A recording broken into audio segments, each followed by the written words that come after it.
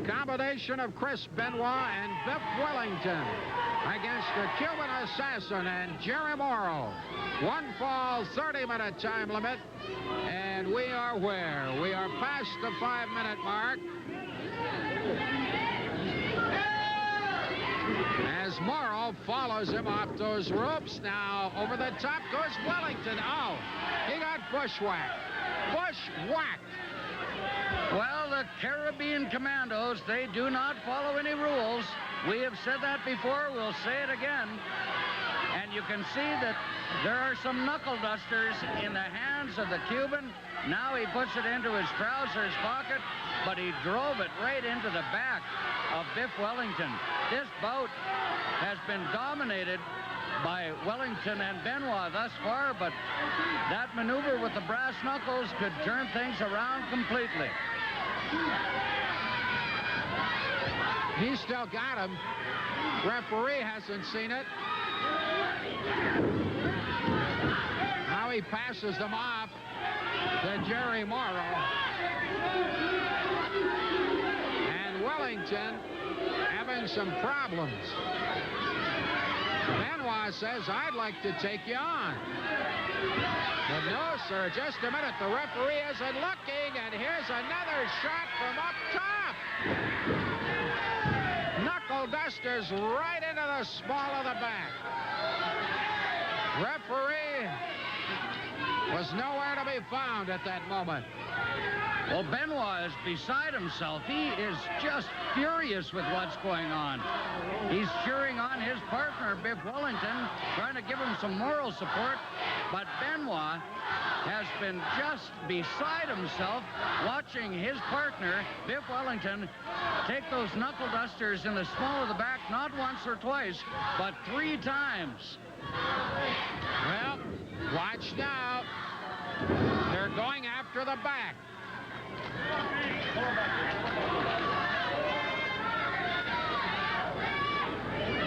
Tag is made. A little double whammy here, I suspect. It is indeed.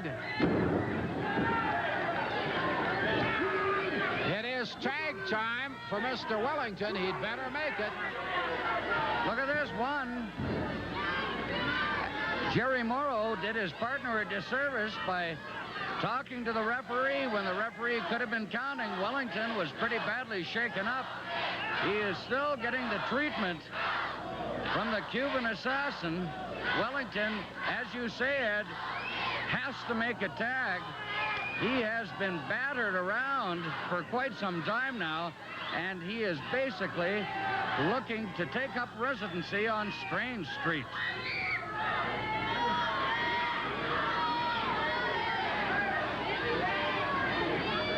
Wellington is turned on the rope, going for a ride.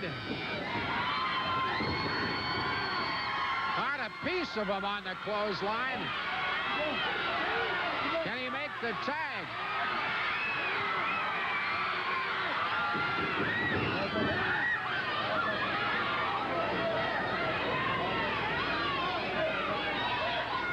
Not quite.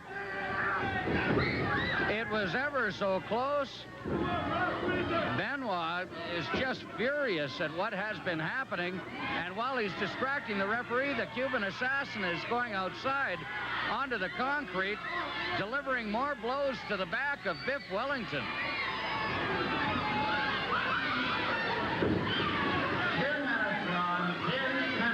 We have just passed the 10-minute mark, and I do not know if Biff Wellinton can continue. He has been taking a royal pounding at the hands of the Caribbean Commandos. Wellington's coming in now. You've gone past 10 minutes. Nice move. Pulls him down. Can he make it stick? Only a 2, and that is thanks in large part to interference by the Cuban assassin. 1 fall, 30-minute time limit. Cuban assassin and Jerry Morrow against Chris Benoit and Biff Wellinton.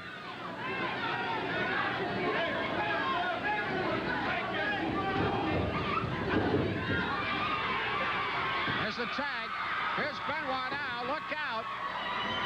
Here he goes. Benoit against Morrow. Boy, did he fly high. Benoit, enraged by what's going on, power slams him, but of course it's broken up. The Cuban raked his nails across the face of Benoit, but Benoit hasn't slowed down one little bit. Look at him go. He's a whirling dervish. Oh, no, no, no. Benoit had his hair pulled by the Cuban assassin just as he came off the ropes. And now Morrow has a belt. He's got a belt. He is slashing Benoit with that belt. Well, they got to stop that. They got to stop that. That's ridiculous. He can't use that. The referee let him. The referee didn't even give him a yellow card. What's going on here?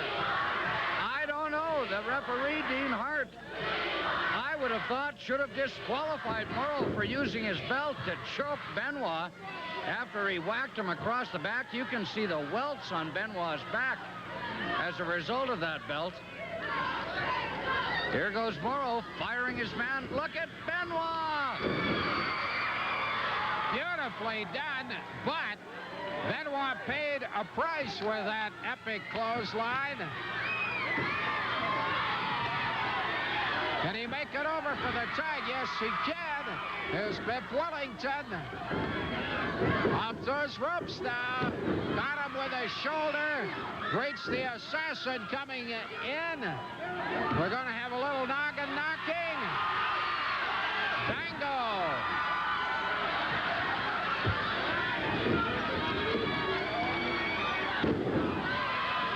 Good slam, cover 1, 2. Didn't quite get him. Close call. Wellington and Benoit explosive in this bout. Oh, no! Benoit went just crashing onto the concrete.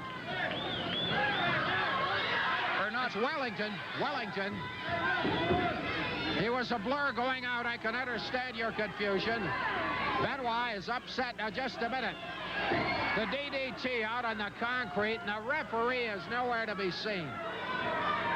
Meanwhile, the mauling goes on outside.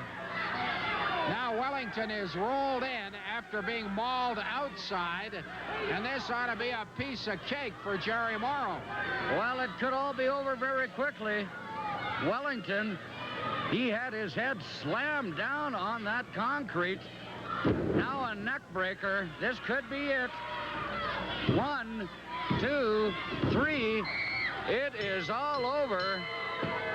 Your winners, the Caribbean Commandos.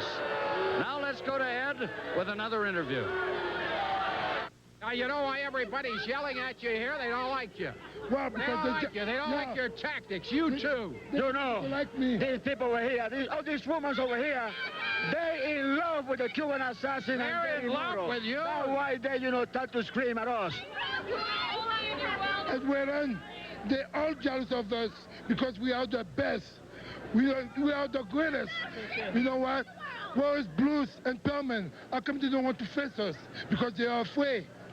Well, Why? You're getting to be a pretty tough team, I'll admit, but I'm not sure I like your methods. Why you don't like us? You, all of you all, this more and there, you don't like us because you're the greatest. Even you, Edwin, you are paid for it too. Me? I'm You not are paid buying for it too. No, I will not pay for it. If Bruce Hart and Brian Pillman All right. are so good wrestlers, and they are a great champion, but when they face the Cuban assassin All right. and Jerry Morrow, that's going to be the end of the... What do you got to say, Pipsqueak? Ana só lhes a ver, I was standing. Why no Bruce O'Brien? Yeah. All right, that's enough. And That's don't enough. you